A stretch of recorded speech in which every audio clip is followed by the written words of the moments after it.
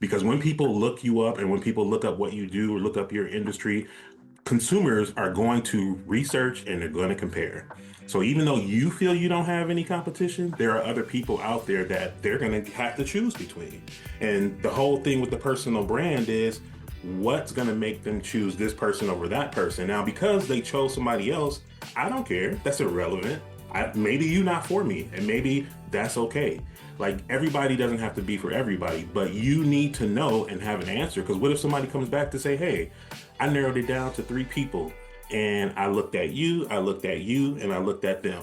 And what I would like to know is like, what am I going to get from you that I'm not going to get from over here? See, in my industry, there's millions of people who do marketing. There's millions of people who can design things, build websites. All that stuff is so plentiful. So it makes it hard for somebody in a position to make a decision to decide who to go with because, well, it all looks the same. And they don't have the level of in-depth knowledge to know what are the things I should be making this decision based on. So what I do when I'm talking about the things that we're talking about is I'm educating them in the process so that they know, oh, you're going to understand what are the things that are going to make me more valuable than the person's going to that's going to make this other person more valuable. Technically, you can do what I'm doing, but can you get it done the way I'm going to get it done? That's where the differential advantage is going to come from. So that's what I wanted this exercise to do. I don't want y'all to spend too much time thinking there's a right or a wrong answer. It's to make you think through the situations, who the audience is, what are their needs and what they're looking for. Who are they going to compare you to when they look you up? And how do you, with confidence, reply and respond to somebody to say, you're going to want to partner with me or you want to be in business with me because of this? I'm going to do this. One of the things that I have learned over the years working with Director Carmen is that from the people that she was bringing in and referring to my business was people would always say, oh, you're so patient and you take the time to explain things. You don't talk down on me. You understand that I may not know all this stuff, but you take the time to explain. I had to take a note from that and say, oh, this is a differential advantage for me. The fact that I have the patience and want to take the time because I like teaching and I like sharing and getting people educated on what I'm doing. Most people who have my skill set and do what I do ain't doing that at all.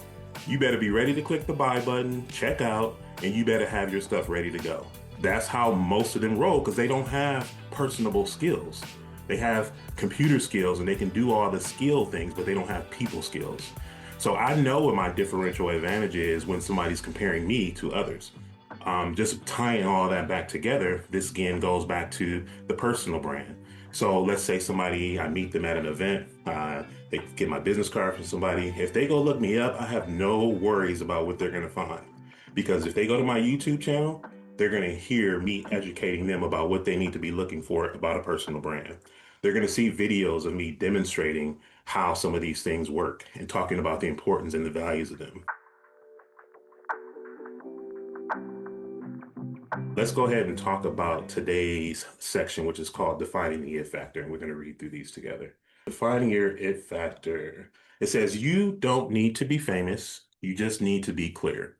Before we go through the rest of that, I want to just take a moment to talk about that because we're in a time and an era where popularity, social media, algorithms, all that stuff plays a big part in how people perceive other people. You could see somebody online with what I like to call vanity numbers. You might go to a profile that has like 100,000 followers, 20,000 followers, and might find like, oh, this person is famous. They're internet famous. They're popular. You got all these people following them. But if you go down to start looking at some of their content and you take a look at the comments or you take a look at the likes and all that stuff, a truth gets revealed and you start to see like, why are only 5 people, maybe 15, 20 people liking this and commenting on this? There's a lot of trickery that people can play when you're doing social media marketing, and a lot of people don't understand this. They tie large following numbers to trust and authority. Okay. So that's part of the game. I don't put any ill will towards anybody who plays the game in that way. It's not the way I play the game, but I might have 1,500 people following me, let's say, for example, but probably a good 10% to 20% of those people are people that I've had a personal connection with over the years. And if I'm reaching out to those people, I can convert them over to an offer or have a more in-depth conversation and go somewhere with that conversation. So when I talk about defining your it factor, I want you to know that there's a starting point, and of course there's growth from there. I'm going to get to the point where that number is going to start increasing. I'm going to start knowing less and less of those people who follow me. And how people engage with me is really going to be based on my personal branding. What am I talking about? Am I sharing anything that these people need? Are they finding value in the content that I'm talking about? That's how you end up making that relationship between the people that follow you and the people who become partners, customers of yours. That's how you build those ties between those things.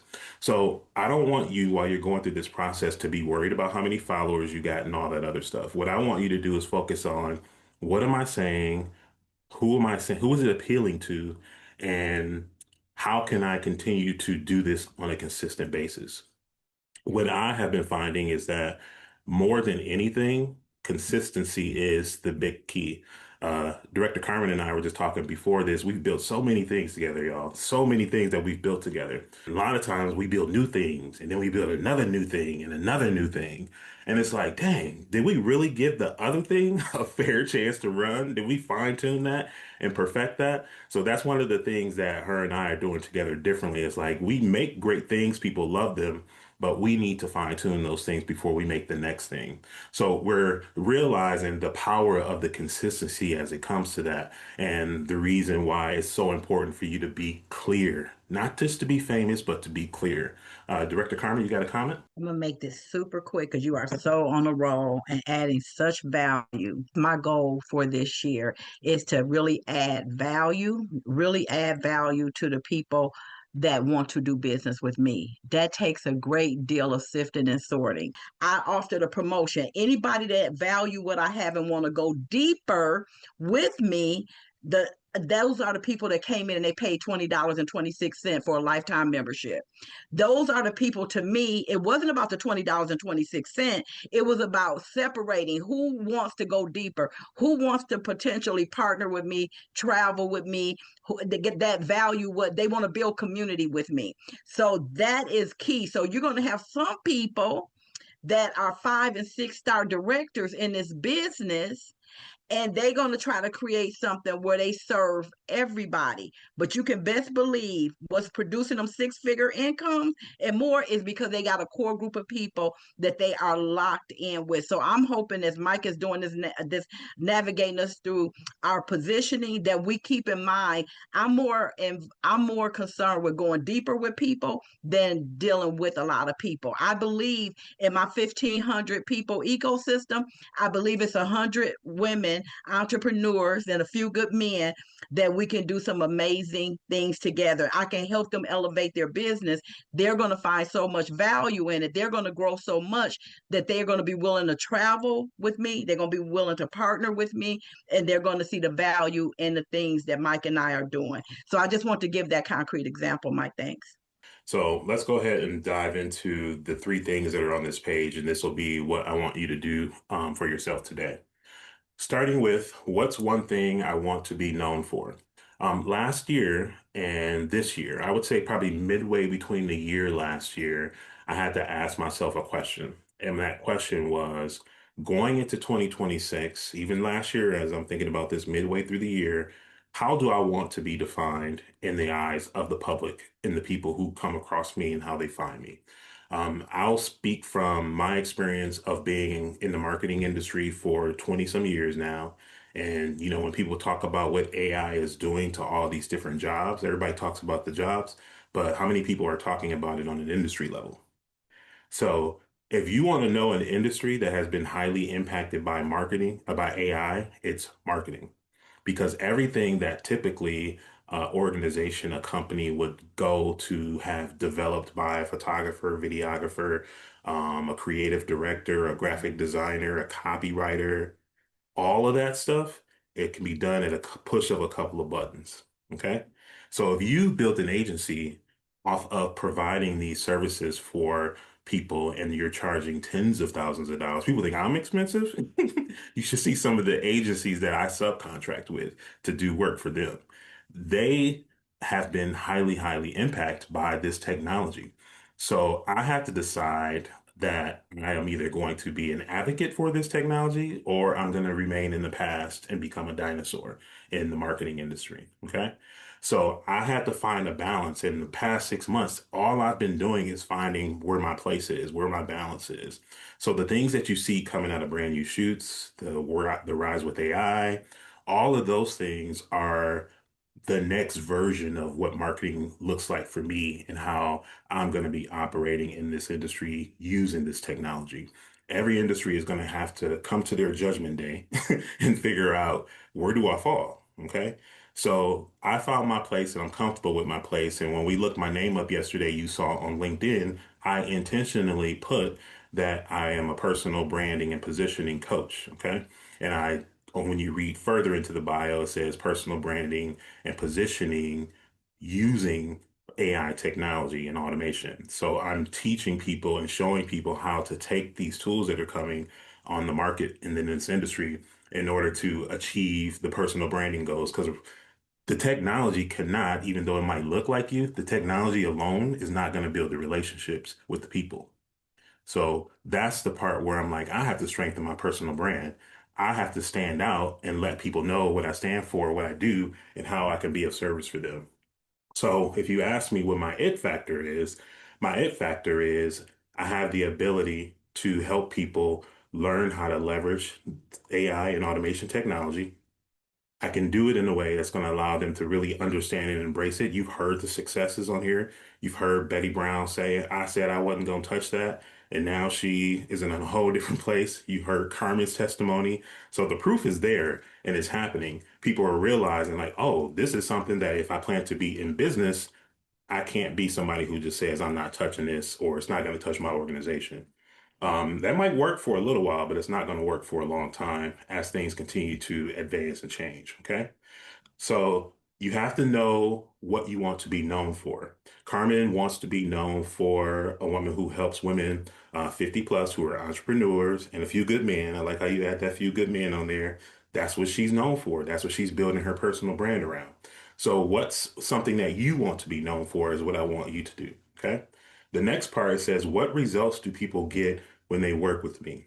So the results that people get with working with me as opposed to somebody else who may do what I do, is that I'm going to provide the time, the space, and the patience to really help them adapt and embrace. So, other part of that technology part was I created something called the help desk membership. The help desk membership says, okay, you want to do personal branding, you get your AI shoots, you got your graphics, you got your funnel, but you're going to need some help. Okay.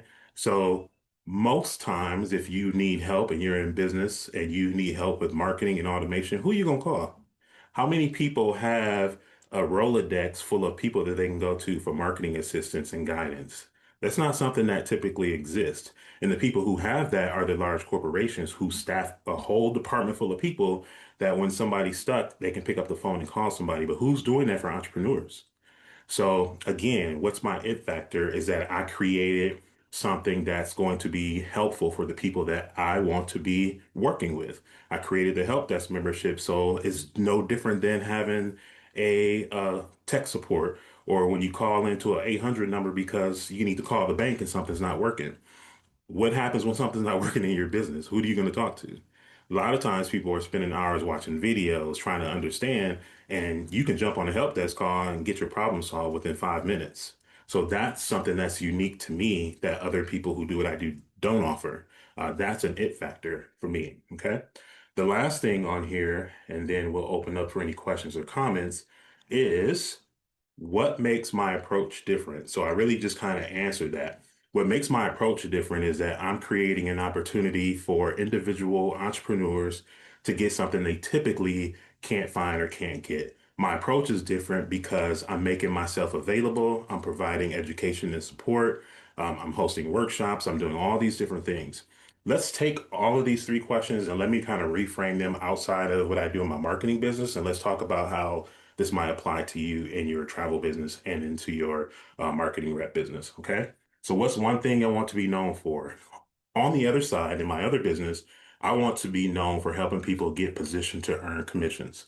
So, I created another brand called Get Positioned to Earn Commissions, where I talk about the benefits of becoming a Planet Marketing rep. Okay. So that's one way that I was able to apply that. What results do people get when they work with me? The results that people get when they work with me is that because of I have 20 years of experience, or because I've been in the travel industry before, because I have been someone who has benefited from affiliate commissions, I understand that structure, and I'm able to help people who may not have understand who have not benefited from that structure understand the value of receiving money every month for something that you did once. So outside of my relationship with Planet Marketing, I have many other companies who I am a referral partner for, who pay me residual commission because I refer some money to them and those people are still active with them. Multi-million dollar companies who pay commissions that way. Most people don't know that. Okay. What makes my approach different? I take the educational approach. Oftentimes, yes, you can tell somebody, okay, you need a website, you need email marketing, you need this, you need that. But if you don't understand the purpose and the value of those things, then it's really not going to be a connection about how those things play into your business and you're not going to value. So I take an educational approach to working with my clients, more personable with working with my clients, because I know when people are out there hiring other agencies, that's usually their biggest complaint. No one's helping them. They're paying all this money, but they don't know what they're paying for. I read the reviews when I did my competitive research. So I'm hoping you're connecting day one of positioning to day two of positioning and seeing how you're always going to keep on circling. Your circle's getting bigger though. As we go to day three, the loop is going to expand and you're going to continue to see all these different themes and things that I'm sharing with you, how they're all connected. And that's the main thing that I want at the end of the positioning for you to connect the dots and how all these things work and how it starts just from that core of your personal brand, which is also the house for your purpose.